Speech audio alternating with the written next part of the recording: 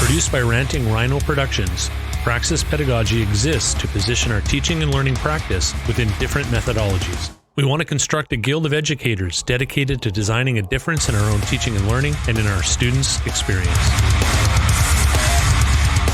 Hey everybody, welcome back to Praxis Pedagogy Podcast. This is episode 81, but you already knew that. But what you didn't know is that this is the beginning of a new season. That's right, a new season, new music, lots of guests. I'm really looking forward to this new season of Praxis Pedagogy Podcast because I'm going to be looking at growing in my own knowledge and practice, hence the term praxis, in my teaching and learning. And this episode delivers. We have Chad Flynn. He's a great friend. Actually, he's a close friend of mine. He's an extraordinary educator. He is the Dean of Trades and Technology at Medicine Hat College, and it's great to have him on the show. I'm really looking forward to sharing this with you. Sit back, relax, enjoy.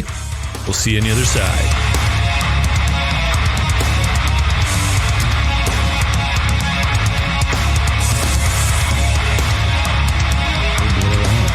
Yes, you can. It would not be inappropriate if Michael showed up. Yeah. So we'll see. We'll see. All right, here we go. 3, 2, 1. Hey everybody, welcome back to Praxis Pedagogy Podcast. It's been a minute since we've been on the show. Had a bit of a break, extended break. So it's been good to have that break, but it's also good to be back and good to have you with us. And today we have a very special guest, a colleague, a friend, and all-around good guy, Dean from the Medicine Hat College in Alberta, Dean of Trades and Technology. Is that right, Chad? Dean of Trades and Technology? Is correct. Yeah, Dean of Trades and Technology. Perfect. Chad Flynn, welcome to the show. Thanks. Good to be back. It's been a hot minute since I've been on the show, so it's good to finally, we've been talking about doing this and we've tried a couple times. That's right. But yeah, it's come a long ways from when I was actually on more often than not. Yeah, that's right. I was going back listening to some old episodes, man, and we're like, wow, that I remember getting together and doing all those things. And I remember doing that live, like in the basement or at BCIT or like there was back in the day. And now here we are on Zoom. Yep. And we did a few episodes live on YouTube with the famous Ed Logan from Ontario. Yeah. Oh yeah. So shout out to Ed. Yeah, no doubt. It'd be good to be back into a conversation with Ed. That's right. So if you hear some strange noises in the back, that's just my dog. That maybe it sounded like, you know, those guys that chew all the time. They bring out their can and they're smacking it to get their. It's like, Tim, are you into the chew now?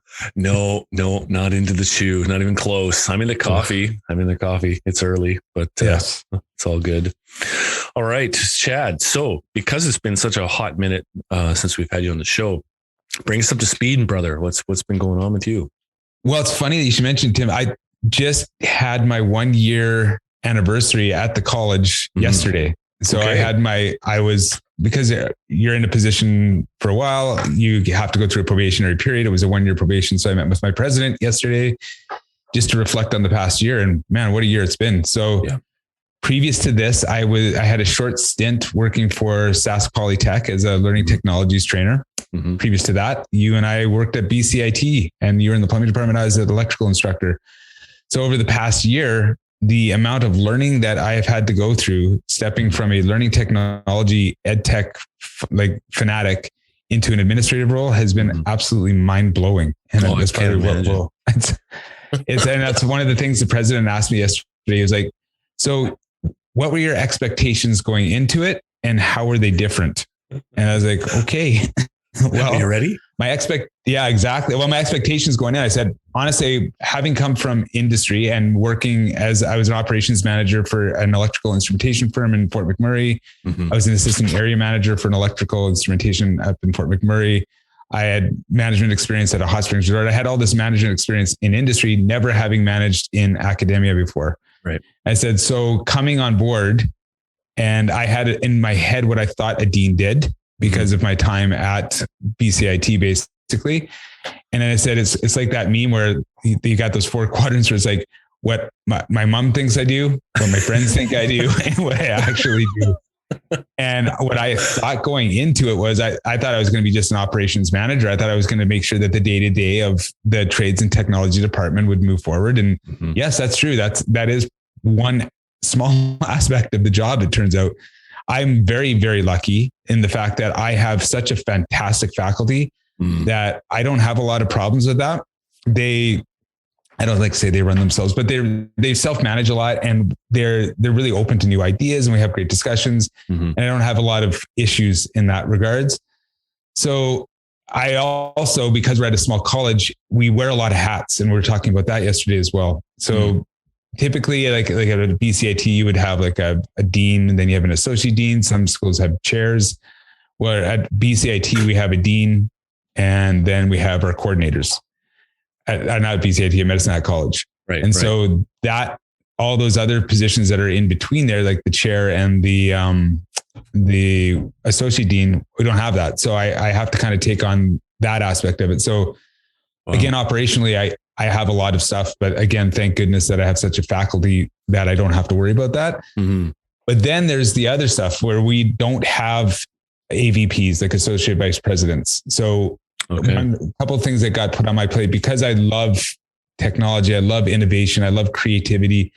Whenever something would come up, like the work integrated learning was a huge thing that came across Alberta. Alberta's got this Alberta 2030 report where they want all the PSIs or post-secondary institutes to have some form of work integrated learning in absolutely every program.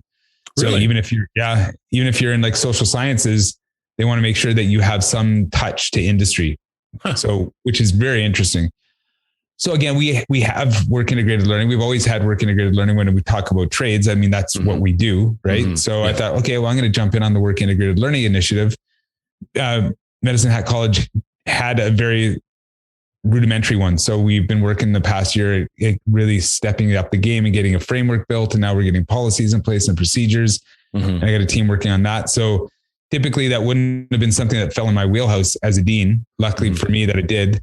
We also have a center of innovation that we're starting up. So that's because I'm in trades and technology, and I had just a love of innovation. That was an area that kind of fell into my portfolio as well. So again, building a strategic plan for that, working in industry. We've gotten a few people that are actually working with us now on projects, which is super exciting. So those are the kind of things that really kind of push forward. And so, like I said to my president yesterday, I love the operations. I love my faculty. I love that side of the house, but I also love that I get to play in these sandboxes as well. And so my expectation for the job was high going in, and it's far superseded and exceeded anything I ever thought it could be. Right. Wow. Yeah, that's long cool. Story long. No, that's good, man. That's good. Yeah, because, having a role like you do, I imagine that you could get bogged down in a lot of the operational details and aspects of what you need to do and all that, but or personnel issues, right? I imagine that could bog you down pretty quick. But having lots of people taking kind of the self-directional perspective on what they're doing sure frees you up a lot, right?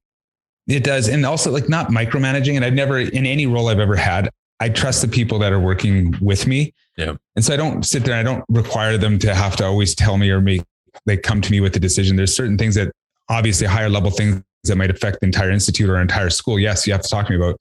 But within your own program, that's your program. I'm an electrician by trade, and then I've got a master's in learning and technologies. If you're a heavy equipment trainer or technology or AST or carpenter, I don't know that. I don't know how to teach that. So you have the freedom in which you want to run with that. If you want to run those ideas past me, and we'll have a conversation about it for sure. But I don't need you to come to me and ask if you should be doing this part asynchronous, this part synchronous, or, can I make videos for this, or should I be blah, blah, blah. Like that's up to you. And I trust you. Right. And so, and again, because I've got such a great faculty that they do that sort of stuff, and they've come up with really innovative, crazy, good ideas, and it's kind of spilling out.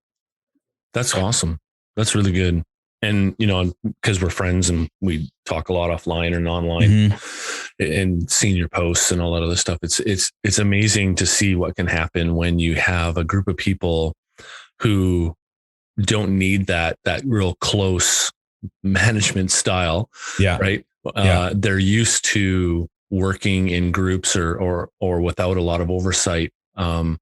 That's really good. So it probably didn't take a long time to develop a foundation of trust between you and your teams when you first started. Am I right? A little, yes and no. Some people, because there had been previous, I'm stepping into a position that somebody else had. So right. There's those relationship building that you have to go into. And then like you do things differently than my predecessor did. So some people were very comfortable with that. Some people not so much. So having those conversations of just trying to be authentic, trying to form relationships, really getting to know people, not just, I made an effort to spend time with every single one of my faculty and staff and get to know them as people, not just as a AST trainer or a carpentry trainer or a plumbing gas fitter, just as people. And so I made a big push on that. And so trust built after I was actually talking to my assistant yesterday about it. My trust is built over the past year, but it has taken a lot of work because there was previous expectations and they didn't know me. And I do things differently quite differently than others had done it. And I give a lot more rope than others. And so they weren't used to that. And so it did take time for them to realize that, oh no, I don't have to check in, or I can go into talk to him about this. And so like anything, and any kind of relationship, it takes time to build up and to prove that you're authentic. Yeah. Yeah, no, for sure. For sure. That's good. So what's on the top of your mind for this coming year then?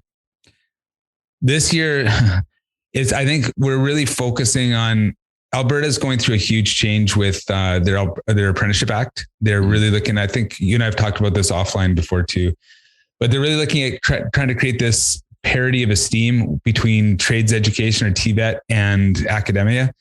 So typically you can go 2 years into a program, you get a diploma, 4 years, you get a bachelor's. And after that, you can go into graduate work. With trades, typically what'll happen is you get your trades ticket and then that's it. It's kind of, I hate to say it, but it's dead end. Now you can go find other institutes. There are some out there, a shout out to Rural Roads, that will take previous life experience and then work with that. Right. And you and I have both gone through the Rural Roads program, having not had an undergraduate degree, but what they really want to do here in Alberta is that if you get a trades ticket because of the amount of time you're in class, they want to look at that as an equivalent to a diploma. So when a student comes out with their ticket, whether it's whatever, like gas fitter, electrician, plumber, they get their red seal, they get their certificate of qualification, but they will also get a diploma. So that you'd come out of Medicine Hat College with your ticket and a diploma in electrical technologies or whatever. We're still trying to figure that's all getting worked out. Yeah. So then you actually have those 2 years of credit. So if you want to go on to get a bachelor's, you can take that. Or if you want to go on to a master's that accept diplomas, then you have something to back that up. So that's an area that's really, we're looking at doing. Also, we're looking at how the industry they're really trying to tie together industry, post-secondary institutes and the students, and the government is in there, but they're trying to become more of a liaison than just telling us how to do things. Much like in BC, we have the ITA that kind of controls all that. Here in Alberta, we have what's called AIT. We're looking at partnering with the post-secondary institutes where we will have control of the curriculum. We will have control of the actual resources that are being put out. And so we will work together. So right now I'm part of a working group and just how that's going to look, which we're looking into things like the logbook, which I know we or the blue book or whatever you want to call it, but that book that most of us had going through our apprenticeship that our journey people signed off on, that whether we've done things or not. Yeah. So one of the big discussions we're having around all that is proof of competency should not just be a signature. Proof of competency should be proof of competency. So now with the technologies we have, we can take pictures, we can show videos, we can actually provide proof that a student has a competency in an area. And then from that, they can get a check mark or a digital badge or whatever. And then that gets into a whole other discussion around blockchain and NFTs and all that fun stuff, because we're looking at how to do that, decentralize it, as opposed to having it, you have to be stuck within a certain system. So there's a lot of work that's going into that over the next year here in Alberta. And we're trying to, the legislation is passed for our Apprenticeship Act to change.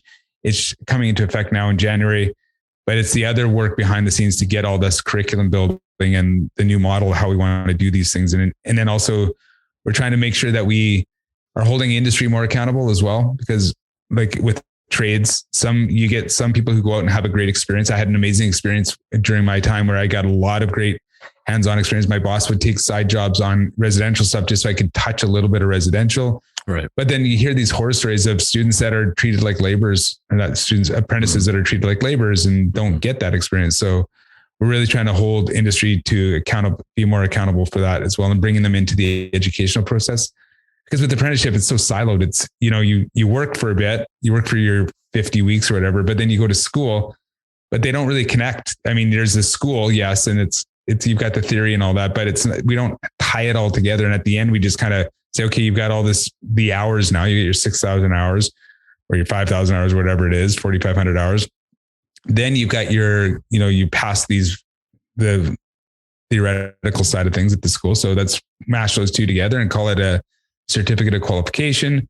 Then you go on to write a multiple choice test, and you are now a Red Seal, whatever. Right. So we're trying to move outside of that, which, I mean, I'd love to get rid of that multiple choice. That's a friend of mine, Mike Smith from an undisclosed college, would talk about burning it down and getting rid of that, because what does that really prove other than they're really good at memorizing? But again, it's really easy. It's really easy to mark. So I see the value in it, but Mike would want to get rid of that. Yeah. Yeah. I don't think Mike's alone in that adventure. So a ton of stuff there. So when you're looking at bringing back the book and going into almost like a digital log where apprentices can track their progress through the system, through not just year to year, but almost essentially job to job and skill to skill, task to task. Is there any talk or is there a hope to use that as in combination to the Red Seal exam, or even because I know in Alberta you guys have the provincial TQ. So is there any talk in marrying that together where apprentices can essentially get credit for certain aspects of their exam, where they don't have to quote unquote write that piece? That hasn't come up in the conversations I've been, but I think it's a natural progression. Like, I think it will end up in that direction. I think because there has been like little quips about the Red Seal exam. And I think anybody who's on that working group that I'm part of they say that it's problematic, but there's a reason for it. But I could see that, Tim. I mean, I'd love to hear your thought on that too. Like, what do you think if we had e-portfolios? Do you think that gets rid of like having to prove for the Red Seal, and what would we do with that Red Seal? Like, how could we assess for it? Because it becomes, here in Alberta, you can pass your TQ and you don't even have to get a Red Seal, right? You don't have to take that Red Seal exam. You're still a plumber here in Alberta, and you say, okay, I'm never leaving Alberta, so why even bother getting my Red Seal? Yeah. And that's been a problem, I think, nationally when it comes to people being able to move from one job to the other. And I've seen it from two arms lengths away, where, apprentices have moved from one province to the other, to even go to school, and then go back to their home province to work.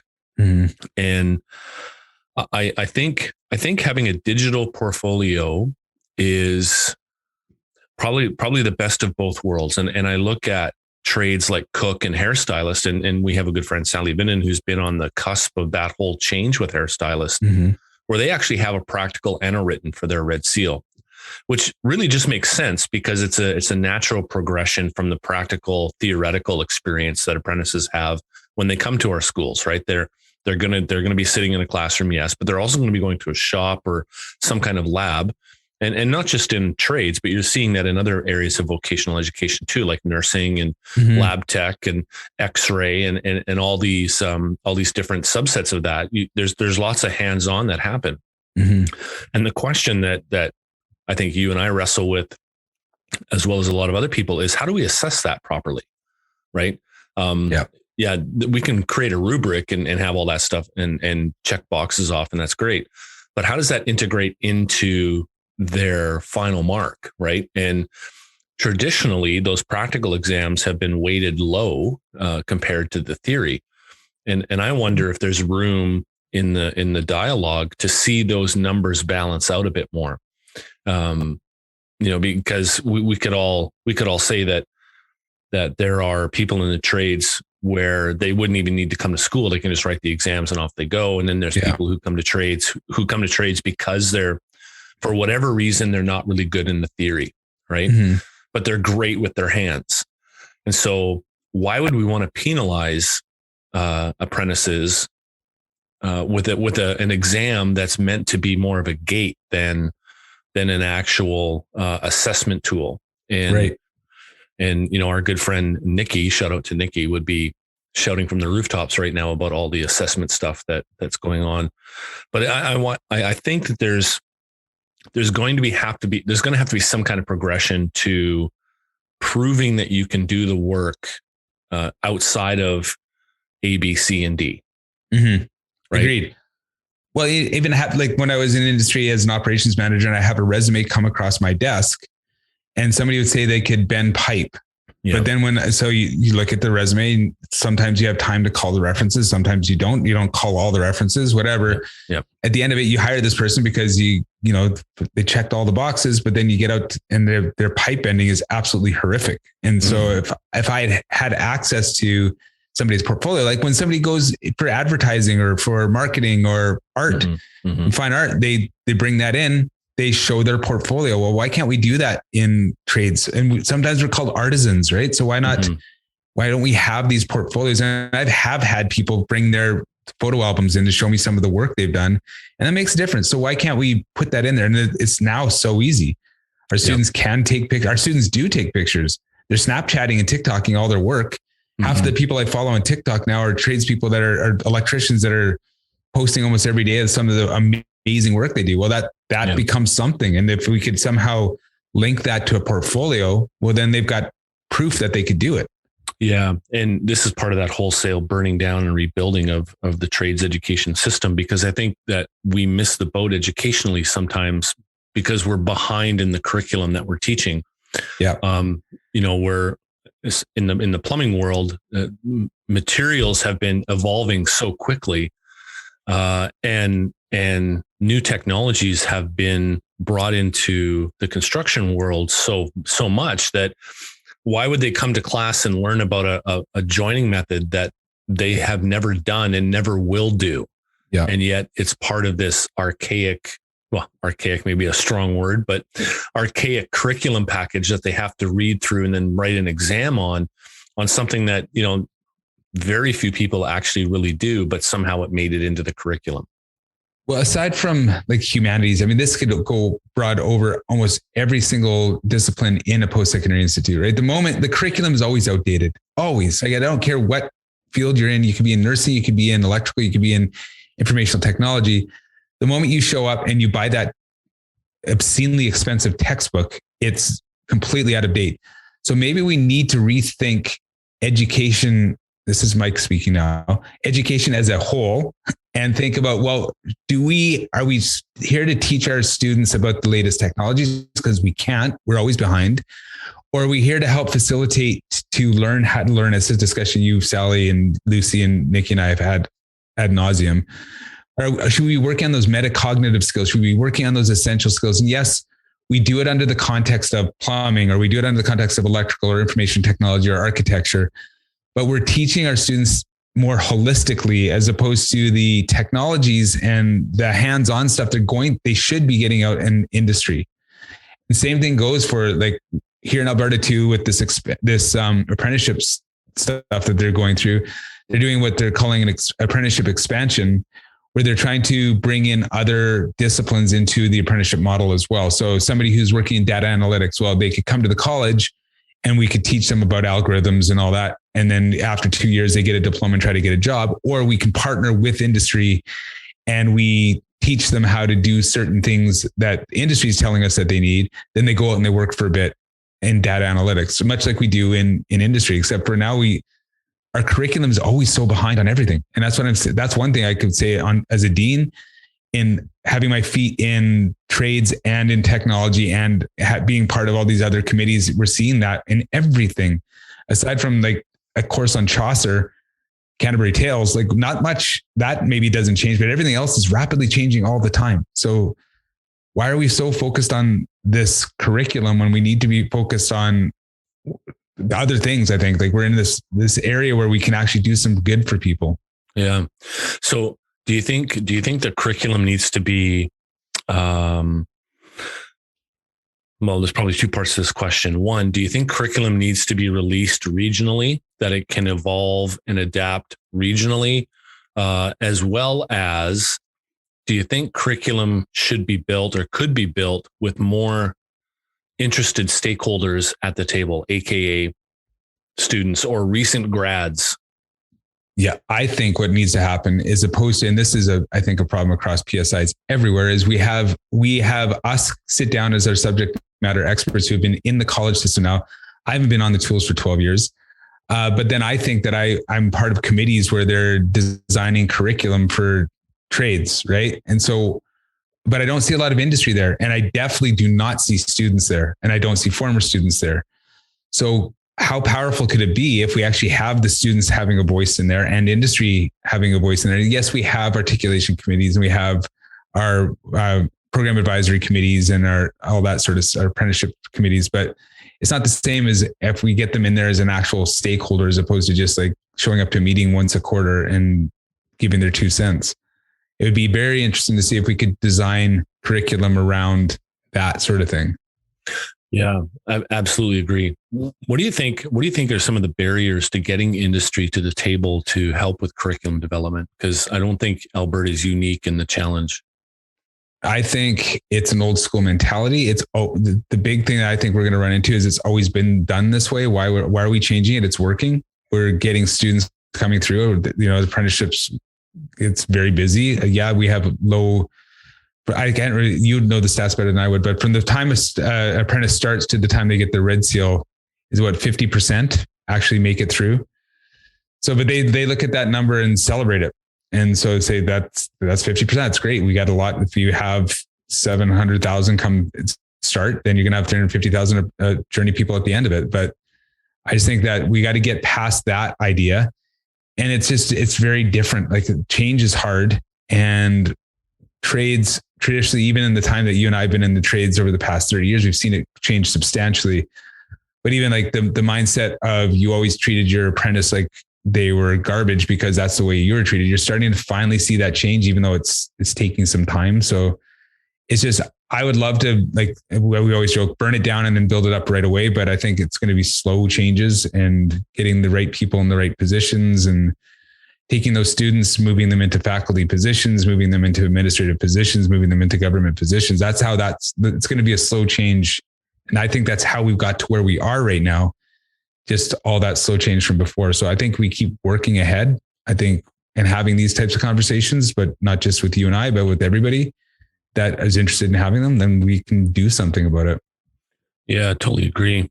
Do you think there's or talk to me a little bit about the perspective that industry has of post-secondary in your context there in Alberta? Well, and how, like, as far as trades is concerned, or yeah, as far as trades is concerned, like what's the perspective of industry to post-secondary? In my area, like, let's just talk about Medicine Hat then, which is a small city. We have roughly, with the surrounding areas, we have 100 and some odd thousand people here. The college, it has a presence because it is the college, right? Everybody talks about, they don't say it's MHC or whatever. They always talk about this overarching brand of the college. So I think there is an understanding that it's there, it's necessary, but it's been islanded. And I think a lot of institutes are like that in the sense, the ones I've been involved with anyways. And I don't say that as a bad thing. It's just, it is the way that these things are, but an institute will design things and then go out to industry and say, okay, here's what we've designed. What do you think? Or are you on board? Or here's what we've designed. Please enroll. Now that it's been the way things have done. It's the way things are done internally in colleges too, right? And I think we've talked about this too. The problem is you have these instructional designers that will build things and then they will go to the trades department and say, here, use this. But don't worry, we've got a workshop for you. Whereas how do we have people being brought in? BCIT was good. They had a great team there that would start to bring people like yourself in or me in to have conversations, right? But what we need to do, and what I think I'm excited about Medicine Hat College is they're really trying to, like, yes, they maybe have been an island because that's the way post-secondary institutes have been, but now they're laying down a lot of bridge work and trying to bring in industry before they even come up with one single outcome for a course. Because that's, I mean, if we bring Sally on, and we've talked about this about backwards design, you always start with the outcomes and work backwards, right?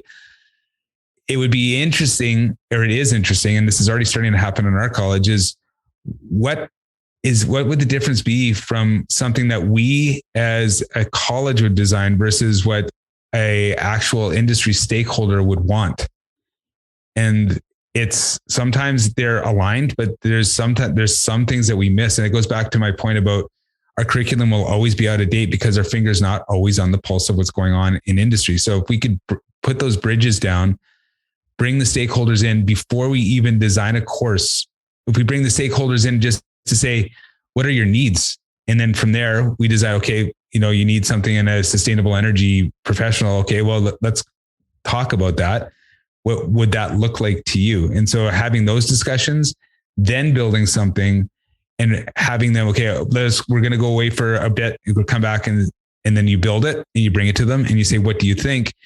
And when they say, I wouldn't have that part in there, then take that part out, as opposed to just these stakeholder consultations that sometimes happen where we just show and we say, okay, well, thank you for your input, and then just go ahead with what we want to do anyways. It's interesting when you actually listen to them and start moving things around because of the things that they're saying. And boy, wouldn't it be interesting to see what kind of an institute you would have doing that, where you actually bring the stakeholders in, as opposed to being prescriptive, you're being collaborative. Yeah, it's always more powerful when you're collaborative like that. And it certainly goes a long way in building trust between the two entities, right? Because I think there's a long history of mistrust from industry to post-secondary education and you and I have heard this statement tons of times where, we'll send you to school to learn the book stuff, but I'm going to train you how to really do it. Yeah. Right. Totally. And even that whole language behind, are we educators or are we trainers? Right. That's a huge shift for a lot of people who are teaching, because they come out of a system where they were trained to do certain things. And now they're looking at teaching and it's like, well, I'm training them to do tasks. And it's like, well, I'm not sure that that's why we're here, but okay. And then you move on to try and change that perspective. I wonder how micro credentials can help with this move. Have you guys been talking about micro credentials a little bit? Oh yeah, it's huge, because micro credentials as a PSI overall, gigantic. And you're not going to find a school that's not talking about it. It's the buzz right now, right? You go to any school, it's the buzz right now, because of the fact that technology allows us to do these things, to digitally badge and to build these micro courses. I think we have to have them in there. I think the days of a student finishing high school, then going on to post-secondary education, getting their degree, and then going into a job for 30 years are over. What we're having is students going out of high school, some are in gap year, some are going on to college and then going on to get their degrees and then get their jobs, but then want to recertify. And I can't remember what the stats are, but a few years ago it was like somebody's supposed to have 7 to 8 careers within their lifetime. I think it's even more so now with the whole gig economy. So we need to revamp our model in the sense that we have to focus on lifelong learners as opposed to the people coming just out of high school. We've got to make it more accessible for the working moms, the working dads. You and I both went through a master's program full time while fully working, right? That's again, a shout out to Royal Roads University with the way they've designed those courses. We need to do that at every institute, is have those opportunities. So we need to kind of restructure how we're looking at that. And I think micro credentials is a great way to do that. We can put together these little courses. And now with HighFlex and with the way that we can deliver, you can have, with the synchronous and asynchronous, students don't have to show up to these lectures. They can watch them afterwards and you can assess for outcomes afterwards. So there's other ways in which we can do that. Right. So yeah, there's so many memories that come flooding back in my mind when you bring some of this stuff up. It's like, what? They don't have to come to class? Then I'm not in control. All right. If they're not sitting at a desk in front of me, I'm not in control. And if they're not writing down everything that I'm writing on the board, they're not really learning. Right. Yeah. And I'm going to go on a rant here. So this is Mike Smith now from an undisclosed college.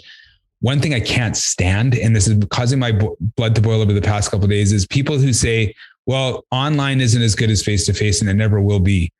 And I completely 1000% disagree with that statement. I think that there is some, if it's designed properly, it can be unbelievable. I've been part of it. I've seen it happen. I've also been face-to-face where it's been absolute garbage and trash and a complete waste of my time. And I've taken courses where I might as well have just showed up and written the test. I have taken courses where I've just shown up and written the test, right? Or you clock out. So this whole point of, it has to be face-to-face, and no, it always, if you don't do it that way, it's not going to be as good, drives me crazy, because a very well-designed course online asynchronously can be just as life-changing as a face-to-face, if not more so, because they have more access. You can get more creative with it. You can have more interaction with it. So yeah, I'll get off my soapbox now. Mike out. You go, baby. Hi, Mike. How you doing? Good to have you on the show. Burn it down. Burn it all down. So let's talk a little bit about HighFlex. You got some people in your school and in some areas that you're overseeing that are not just playing around with it, but it sounds like they're being really successful with it. Talk to me a little bit about that. Well, you've had Peter Kelly on, and he's amazing. So he's actually, it's funny, I mentioned earlier that we don't have chairs. We actually do have a chair now. And I've got, for the trades and technology department, we got it added into our budget last year. And it was Peter Kelly, who's actually, as of January 1st, took the position as department chair for trades and technology. So, so the whole story, and if you want to go back, I'm not sure which episode Peter's was, but what happened was he came into my class once. He's like, not my class, my office. And he said, isn't there a way? Because I think I did this when I was going to school in Ontario, but isn't there not a way where, students can come face to face, but if they can't, they can have access to videos, or if they can't even make it, but they want to watch it, they can do videos. I was like, yeah, it's called HighFlex. I said, but be careful though, Peter, because HighFlex, a lot of people is completely misdefined in the sense that some people believe that HighFlex is just turning on a webcam, doing your lecture, and then letting the students be there live for the lecture, watch online for the lecture, or watch the lecture afterwards. I said, there's so much more to HighFlex than that. In fact, that's just like, you could call that online. Maybe I think we're calling it emergency remote delivery that a lot of schools are still in. I said, we have to look at, and we're still here. Yeah. But anyway, so you have to look at how you're assessing it, and you have to really design the course so that students who are choosing to do it asynchronously get just as much value as somebody who would be there face to face. And that requires some design and the way you're building the course. And he took it to heart and put his head down, and with his team, we call them the CAD beat team. They're the architectural and the built engineering engineering technology program.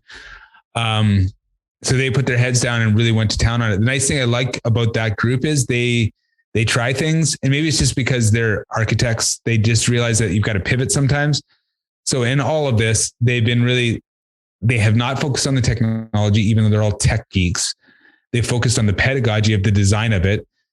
Now, when we hear about HighFlex, we have lots of classrooms that are like $50,000 classrooms where they got the PTZ cameras, and they've got the big screens, and they've got projectors everywhere. What they've done is they've got webcams up all over their classroom, and they've got like a $50 lapel mic that they clip on that they're going to. They're using Microsoft Teams. They've got a little video switcher that they'll just walk over and press, but they're doing it. And they realize that it's the pedagogy that was important, not the technology. And I just wish that when we talk about HighFlex, that we stop focusing on the fact that everybody thinks HighFlex is about a camera online and a screen where you can actually have students look at each other. Well, it's not. It's so much more than that. You've got to design these things properly, and they aren't. It's lecture capture is what a lot of people are doing and calling it HighFlex. Right. Yeah. So how are you addressing the issue? And I think I just found the title of this episode. How are you finding the discussion of pedagogy over technology? Because you're right. A lot of us look at technology and want the Ferrari in the garage, but we don't even know how to get it out of first gear. Yeah. Right. And it sounds like this team here, they've got the Volvo, and they're driving it like it's a Paris to Dakar car rally. They not only they didn't get the Volvo, they went to the junkyard, grabbed that old Volkswagen Rabbit that didn't run, and they threw a Porsche engine in it, and they're trying to make it work, and they're tweaking it as they go. Yeah, nice. It's an ongoing discussion. It's a hard. Some people get it, and some people it takes conversation for them to finally get it, right? So, Peter got it right away. Like him and I were really aligned on how we think for that stuff. But again, it comes through like. The only reason why I got it is because of Sally and you and Lucy and Nikki, and having conversation after conversation. When we did this pivot to remote online delivery 3 years ago, not 3 years ago, but it probably will be 3 years. 10 years. Yeah. 10 years ago, back in my day. That's right. 2 years ago, I was all about video capturing and getting videos built and all that sort of stuff. And then we started talking, and then Sally, because of her experience with designing that online course for the second year hairdressers, really kind of brought that to my attention. I started reading Bob Beatty's book on high flex and realizing that. So it's just like people, and this is one thing I wish that we could see in most institutions. And again, I'm lucky because I have a great learning teaching center. I have great other deans that understand pedagogy, but I really wish deans had to take a course in teaching learning, because we come at it. And I mean, I'm lucky that I have a degree in that, so it helps. But you see other schools and other institutes where you've got people that have MBAs and that sort of thing, which is important because yes, the business model needs to keep going, but our business is teaching and learning. So you have to have an understanding of that. They don't dive as deep into it. And yes, for me, it's a passion. It's a hobby. I love teaching and learning. It's the thing that I read about after work and watch movies on after work and videos and stuff like that. So people like us are outside of that, but we really need to, in order for these discussions to move beyond just technology versus pedagogy, we have to have a champion. I'm lucky I have a Peter Kelly in my pocket. And now Peter Kelly has now evangelized his crew. So I've got the Elios, I've got the James, I've got Ben, I've got Felix. Oh, they're doing amazing things. So they're pushing the boundaries. Then from there, we start showcasing in the college. Okay, this is what Peter and his crew have done. They start asking questions. Now our business school is looking at completely going high flex because of COVID and because we have a high international students. So having that aspect of it, again, do they always get the idea behind the pedagogy of it? No, but we've tickled them a little bit with it. And so they're going to learn as they go again, because if anything, like, yes, you're right. We have all these people that want to buy the Ferraris, put them in the garage and don't know how to get out of first. But eventually you're going to learn how to get that out of first by grinding and using the clutch, right? So you'll have to go back and fix it, or you can listen to the people that have driven before you. But either way, eventually you're getting out of that first gear, right? So I would say having the Peters and the Elios and the Felixes and the Jameses out there saying, okay, push down, then you wait till the revs are up and then go into gear, or they'll get there eventually if they've got that, right? They're smart people. They'll get there. Is it the best interest of the student to do that? No, but we'll get there. But again, you just have to have those conversations, find those champions and showcase them. That's what I think you need to do. I think we need to take people that are doing those great things, give them that voice that they need, give them that the views that they so desperately need. People desperately need to see what they're doing, right? So we need to open that up.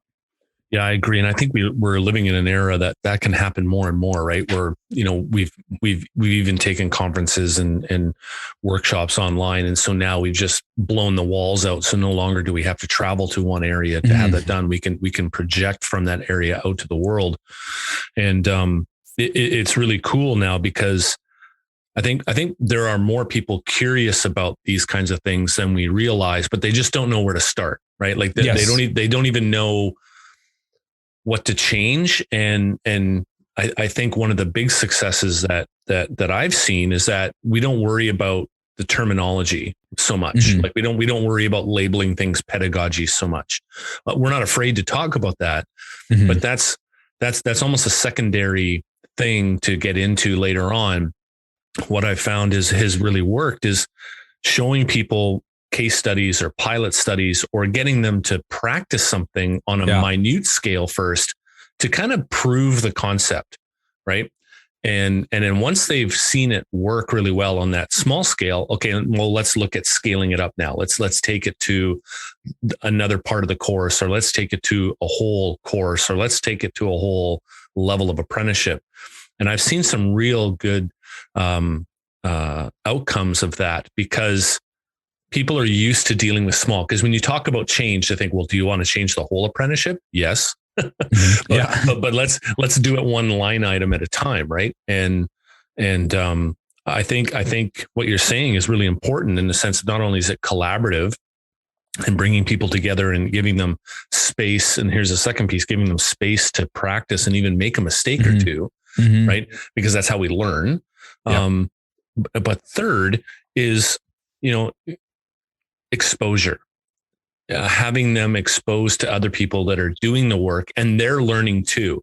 I think sometimes we get caught up in this hamster wheel of, well, I have to make sure it's perfect before it's successful. And I think that's a misperception of the process. Yeah.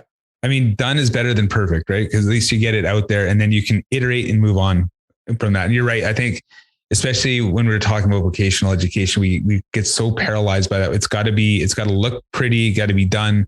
Because when we're out in industry, it does really, you don't get paid unless it's done properly. But this is more of an art than it is a science. And that's where I think we need to get that word out too. Like this happens through mistakes. Like the Jackson Pollocks of throwing paint at the canvas. Like, well, why can't we do that in education? Why can't we take those risks? And knowing that we're like, I'm not saying that we're going to be throwing our students at the canvas, but we should still be able to hit outcomes and not the student in the head. But why not take those giant risks and see what happens? What do we have to lose at this point? I mean, the educational model that we're using right now is designed for the Industrial Revolution, but we're in the informational revolution now. It needs to change. Why are we still teaching the same way we did 200 years ago? I read a article the other day that said that if somebody from the past, say 300 years ago, walked into Starbucks, they would be blown away. Like they would not even be able to wrap their head around what was going on in there.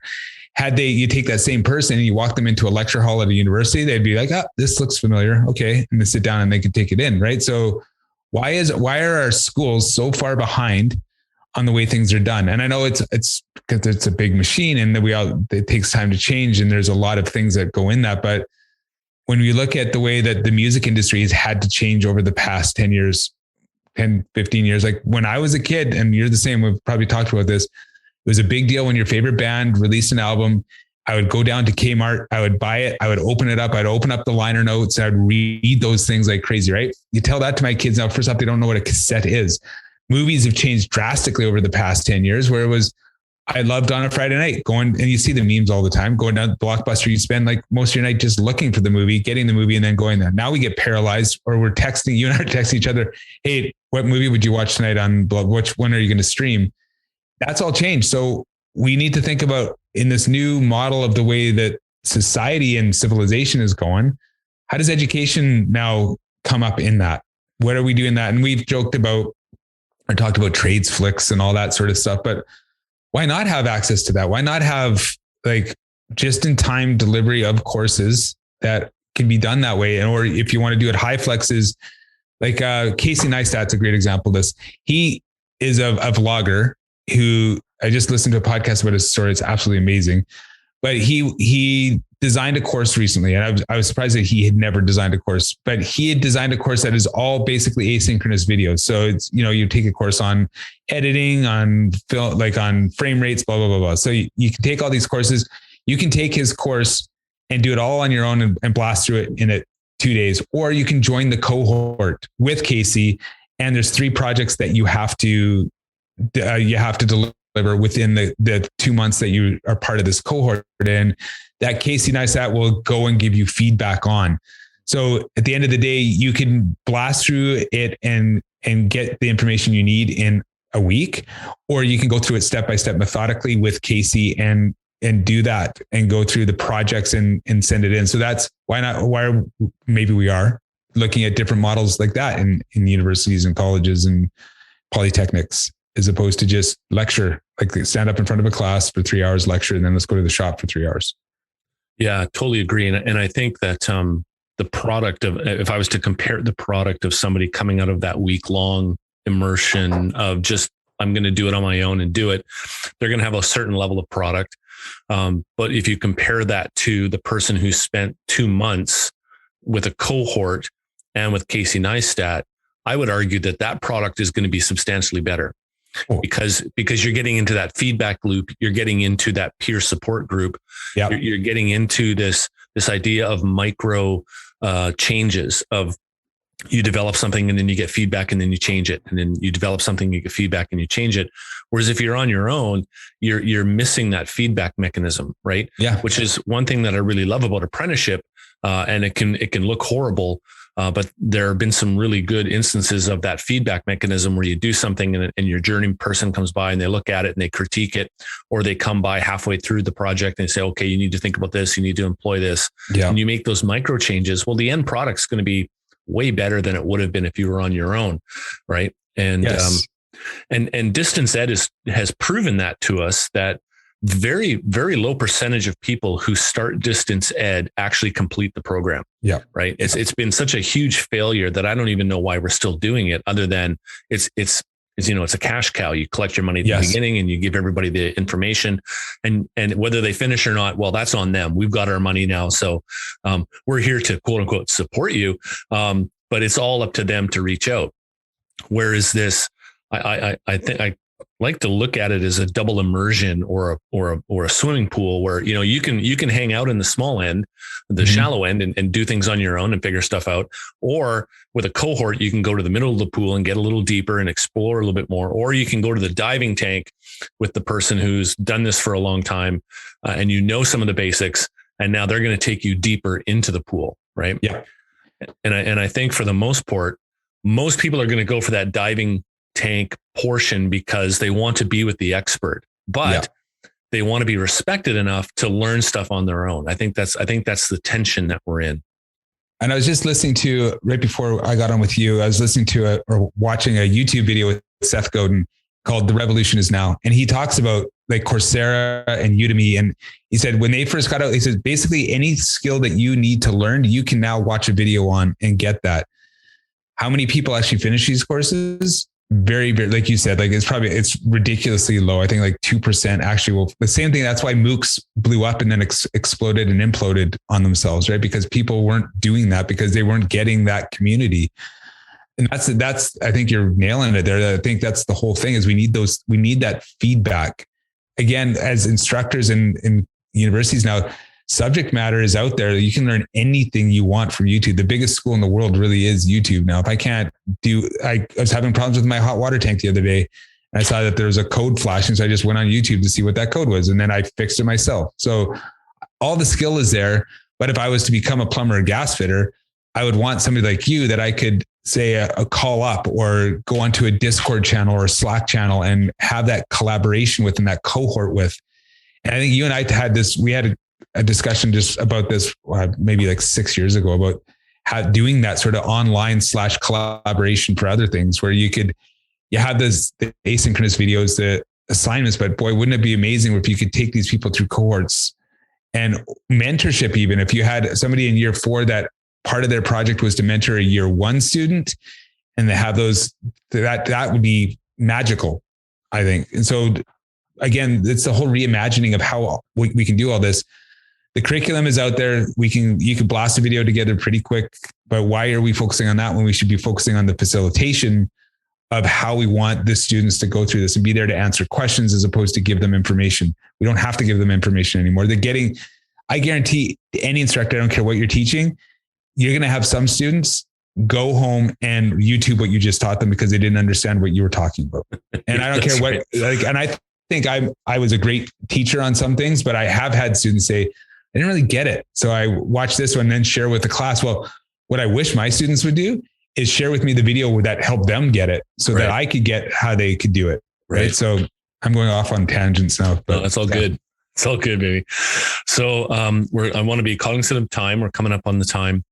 and to say thank you so much for being a part of the show today. It's been good to connect and reconnect, and you're blowing my mind and stretching my boundaries a bit. So it's all good, which I really appreciate about our friendship and our working together. Is awesome. We haven't talked anything about OER and all that stuff about how that can enhance. That's a whole other episode probably. Yeah.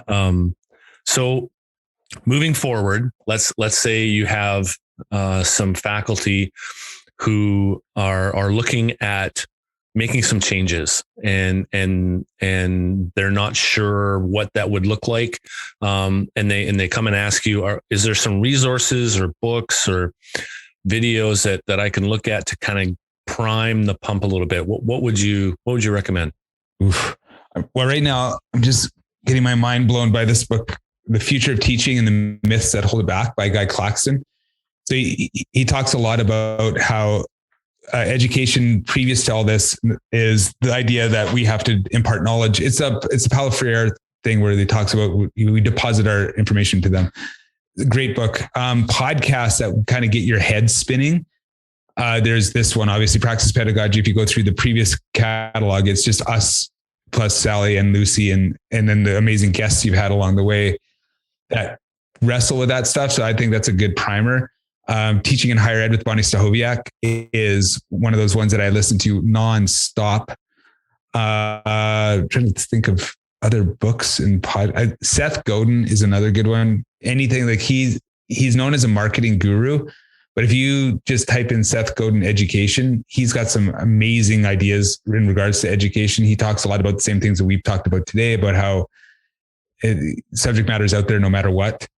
And just try to find, try to find a community of practice or people out there that want to have those conversations and start having them.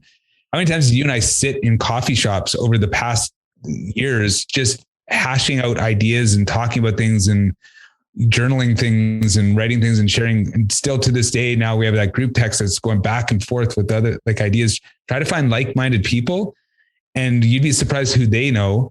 And then, or talk to people that you see are doing cool things. Where did they learn that sort of stuff? Because I could provide a huge list, but you never know what's going to connect until you talk to somebody else that's going into that sort of idea too. And step outside of another thing too, that I struggle with this a bit is step outside of education. I love music. I love movies and I love the creative aspect that goes behind that. Some of the ideas that I've gotten have seriously been from watching YouTube videos on the Casey Neistats of the world and all these Matt Davellas and Pat Flynn's and all these be holistic in the sense that education, you're not going to learn from just educators. The HighFlex, when you Google or YouTube HighFlex, we need to get some people out there that actually have personalities that are talking about HighFlex. There's a few good ones out there, but for the most part, it's lecture capture again. I wish people would do an engaging video on how the HighFlex conversation needs to look at. So step outside of that. There's things going on all around that I think you can draw inspiration from, but just try to get inspired and then just run with that. Nice work. How can people get a hold of you, Chad? They can get a hold of me through my email at cflynn@mhc.ab.ca. If you want to talk to me that way. I'm really active on Twitter, at Chad H. Flynn. I'm really active on LinkedIn, Chad Flynn there. And I'm not really active on anything else. Instagram, but that's all. If you want to see pictures of my kids, then that's where you're going to find those. You're not on TikTok? I don't put it. I keep thinking about, I just don't have time right now. That's the one thing that the dean job took away from me. I used to pump out videos all the time, but I just don't have time. Yeah, no kidding. Good. Well, thanks again for taking the time, Chad. Really appreciate you being with us on the show today. And you've given us a lot of stuff to think about. And there's a ton of stuff in here for people to grab a hold of and spin off on. And I'll include all those connection points for people in the magical show notes. And so, if you haven't already, go and check out Teaching in Higher Ed with Bonnie Stachowiak. That's a really great episode, really great podcast. Yeah. There's a few other podcasts out there that are really good when it comes to education and quote unquote pedagogy, like Pedagodzilla, which is fantastic and fun one. Yeah. That one intersects pop culture with they take a movie And then they take a learning theory and they'll be like, how is Harry Potter like constructivism? Yeah, and then exactly. but it's funny. So those guys are hilarious. Yeah, it's Definitely. great. It's great. And you never think about the connection of one piece of, culture like that to educational concepts, but they do a really good job. Yeah. And good. And so you've got a podcast too with Medicine Hat College, don't you? Mm-hmm. Yeah, we do. So it's kind of a hybrid of between what Sally Binden has done with her digital tool shed that she does with her trades faculty. I think they meet on Friday mornings at 7 a.m. My faculty we're on different schedules. So what I did was put together a podcast based on stuff for trades and technology, education, pedagogy. And that's kind of based off of Brenda Gray Clark's You Got This podcast from TRU. She did one that was specifically for TRU, but opened up because they're very open there across. So I kind of followed that model. So I took Sally and Rand's stuff and put it together. And here we are with the digital tool group. So yeah, it's on Spotify, Apple, whatever. It's great conversation. Jason Openo, our director of teaching and learning, he's amazing. So him and I had some conversations. We actually had a carpentry instructor. One of our carpentry instructors, Paul Sean, was on the other day talking about reflective journaling in carpentry and how he gets his students to journal every day that they're in class. For the entire 8 weeks that they're in class, they have to provide a journal. And so that episode comes out next week. So you have to listen to that one. That's a good one. And then we had Dr. Sally Binden was on not too long ago. I'm sure at some point we're going to have the illustrious Tim Carson on to talk about OER in the trades. And we'll hit Nikki Wren up for assessment. So there's some good stuff. Peter Kelly's on next week talking about HighFlex.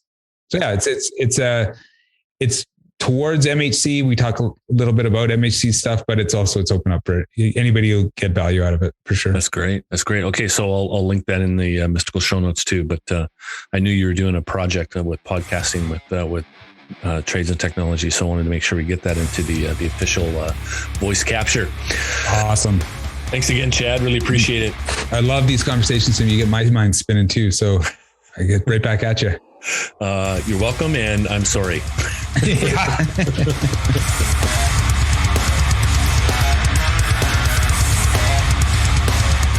Hey, thanks for tuning in. Got you on the other side. So like I said in the interview with Chad, wasn't that a great episode? He just brought so much for us to think about and chew on. All these things that we've talked about will be in the mystical show notes, the magical show notes, and you can find those at praxispedagogy.com. That's praxispedagogy.com. And if you want to know how to spell praxis, it's Praxis. No dashes, no underscores, just praxispedagogy.com.